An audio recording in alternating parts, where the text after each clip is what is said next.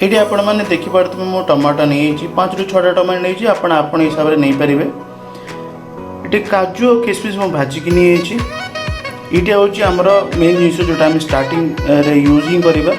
अदा छेचड़ 1.5 ରୁ 2 ଚାମଚ नहीं यहाँ तेजपत्र नहीं भृषण पत्र फुटण कंचा लଙ୍କା शुक्ला लଙ୍କା नहीं ये मुझे गुड़ नहीं जोटा कि आवश्यक आम यूज करवा। खजरा जोटा कि पानी बतुरी कारण नरम हो खाया बहुत टेस्ट लगे।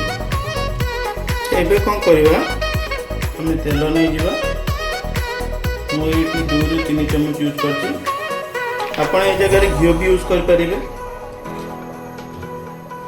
प्रथम मैं टिके गरम होगा दबा प्रथम आम फुटन पकईदबा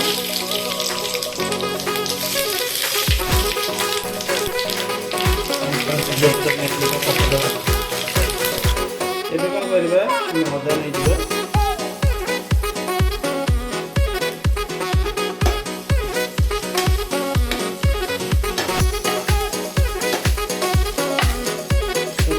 ତାକୁ ନେଇଯିବା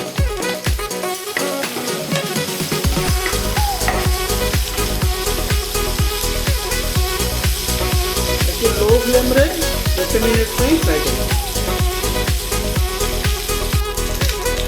कौन करवा आम टमाटो पकई टे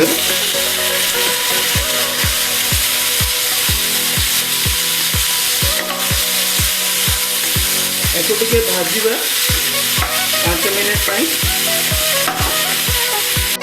तो 5 मिनट भाजला आप देखिपे टमाटो मिल जगह आसे कौन करवा आम 1 चामच लुण नहीं जा अल्प हल्दी नहीं जा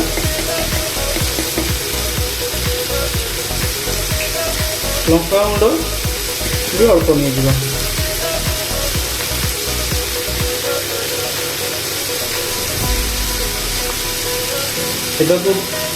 भल से सीझा दबा 10 मिनट तापर हम देखा कौन तो 10 मिनट पर आप देखिपे आम तो ये सीझीगला। एबे हम कौन करवा खजरा नहीं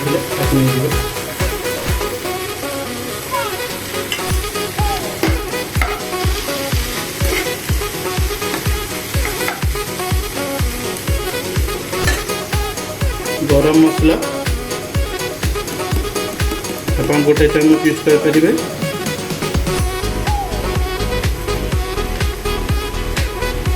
अल्प मेथी पत्र मु ऐड कर दूसरी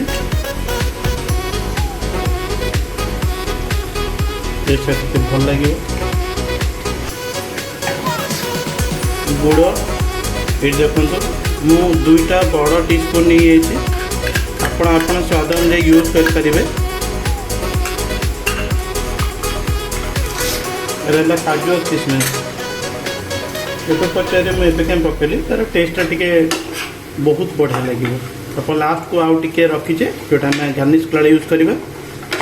एवं आम 5 ରୁ 10 मिनट छाड़देवा। मुझे अल्प पानी यूज कर दूसरी पखापाखि हाफ कप भाया। एवं आपको आम सीझा छाड़देवा।